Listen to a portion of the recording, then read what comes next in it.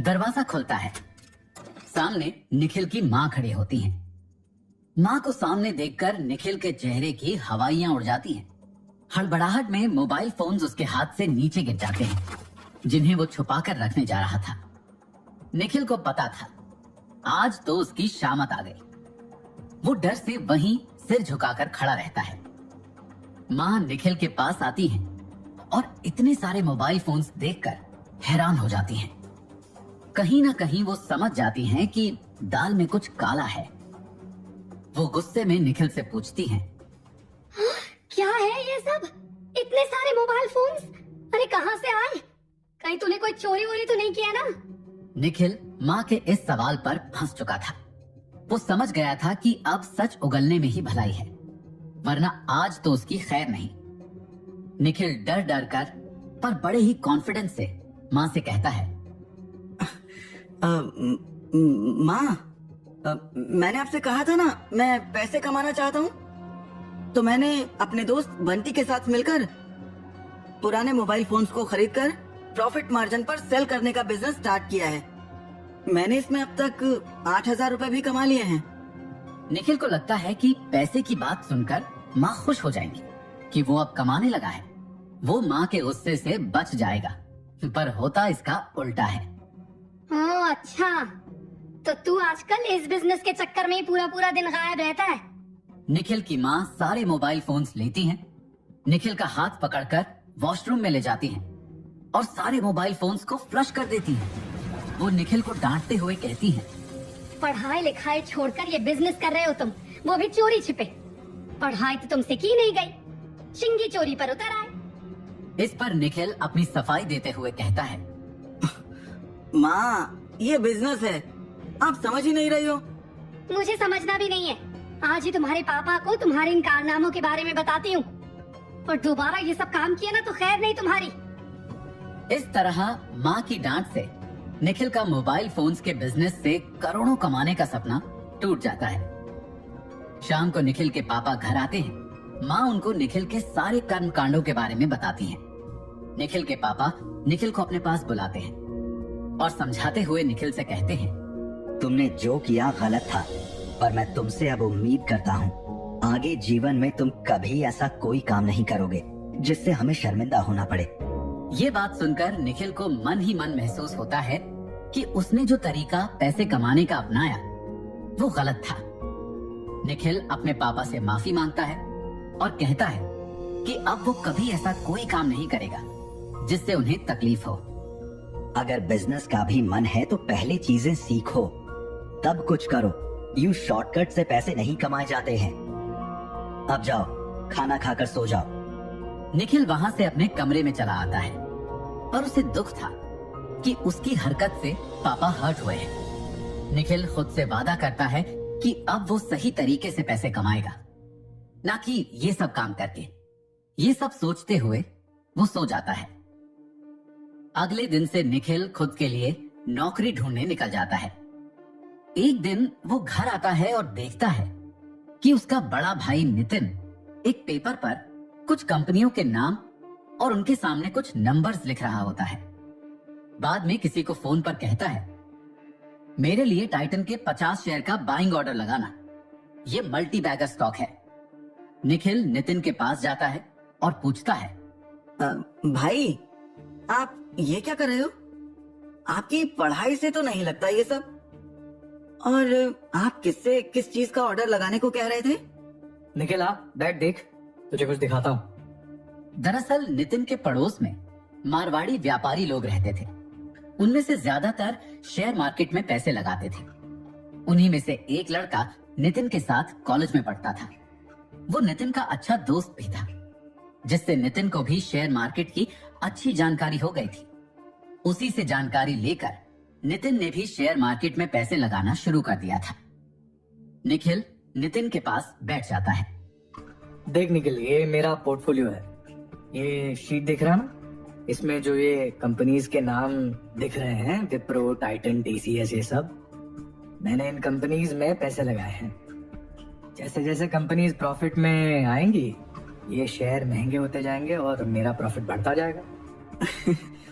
वाह भाई, ये तो बहुत अच्छी चीज है। ये वही है ना जिसके बारे में डेली न्यूज में दिखाते हैं, सेंसेक्स निफ्टी इतने पॉइंट्स बढ़ा घटा, ऐसा सब। यस वही है। ऐसे तुझे समझ नहीं आएगा। कल तुझे मैं ब्रोकरेज फर्म के ऑफिस ले चलता और लाइव कंप्यूटर स्क्रीन पर तुझे दिखाकर सब समझाता। अगले दिन सुबह ही नितिन और निखिल तैयार होकर घर से निकल जाते हैं। दोनों ब्रोकरेज फर्म के ऑफिस पहुंचते हैं। निखिल देखता है वहां पर कई सारी कंप्यूटर स्क्रीन लगी हुई हैं। लोग उनके सामने बैठे हैं। कई सारी कंपनियों के शेयर ट्रेड कर रहे थे। नितिन निखिल को ये सब दिखाते हुए समझाता है कि कैसे शेयर मार्केट में ट्रेडिंग होती है। ट्रेडिंग को लाइव देखकर निखिल को शेयर मार्केट में ट्रेडिंग के बारे में काफी कुछ समझ आ गया था। फिर वहीं ऑफिस में नितिन अपने ब्रोकर से मिलता है और एक स्टॉक में अपनी पोजीशन स्क्वायर ऑफ करने को कहता है। ये सब कुछ निखिल बहुत ध्यान से देखता है। घर वापस आने के बाद निखिल नितिन से कहता है, भाई ये शेयर मार्केट तो बहुत अच्छी चीज है, आप मुझे भी अच्छे से सिखा दो, मैं भी ये करना चाहता हूँ। हाँ क्यों नहीं, तुझे सब सिखा दूंगा। बहुत आसान है ये सब। पर मार्केट में एक बात तुझे हमेशा ध्यान रखनी होगी कि शेयर मार्केट एक स्टॉक पिकर का बाजार है।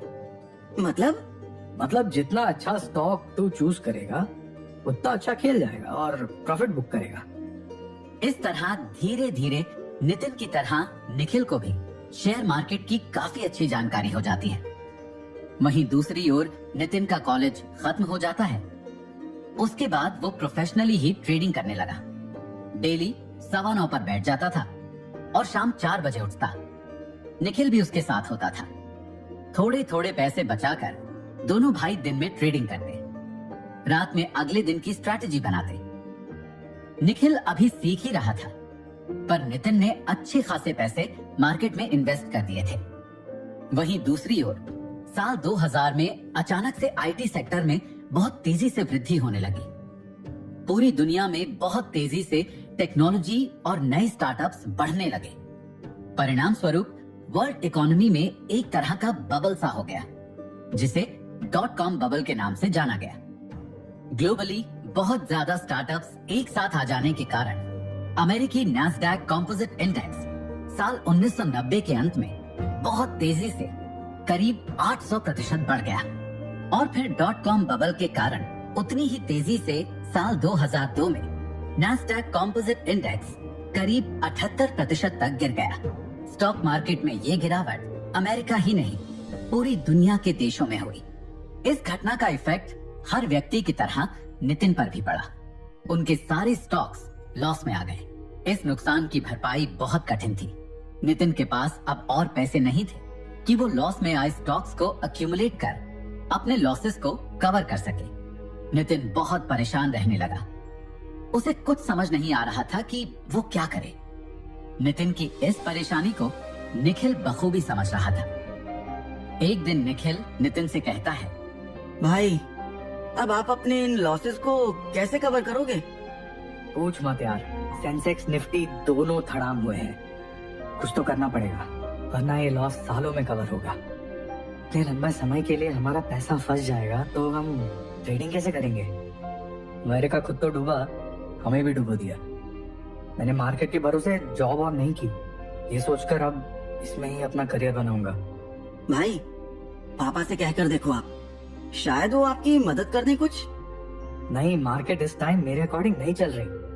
पापा की सेविंग्स पर रिस्क नहीं लेना, कुछ और सोचते हैं। फिर तो भाई जॉब बेस्ट ऑप्शन है। आप अपनी सैलरी से चीजें मैनेज कर सकते हो। हाँ, मैं भी यही सोच रहा था, पर इस माहौल में जॉब मिलना थोड़ा मुश्किल है। आप ट्राई तो करो, आप तो टॉपर हो, आपको तो यूं जॉब मिल जानी है। अच्छा, यूं चुटकियों में जैसे तू करोड़पति बन रहा था। क्या भाई, अब फिर से मजे मत लो। आपको अब तक याद है वो बात? कुछ भी मतलब। उसकी इस बात पर नितिन हंसता है और कहता है, खैर फिलहाल तो जॉब ही ऑप्शन है, यही करना पड़ेगा। अगले ही दिन से नितिन जॉब ढूंढने में लग जाता है। दरअसल उसे एक ऐसी जॉब चाहिए थी जिसमें वो रात में काम कर सके, पर उसकी फील्ड में उस समय ऐसी कोई भी जॉब अपॉर्चुनिटी उसे नहीं मिली। जो भी जॉब्स मिल रही थी सब डे शिफ्ट की ही मिल रही थी। जॉब मिल नहीं रही थी, वो टेंशन। वहीं दूसरी ओर अपना पोर्टफोलियो भयंकर लॉस में देख देख कर नितिन की टेंशन और बढ़ रही थी कि तभी उसके दिमाग में एक आइडिया आता है।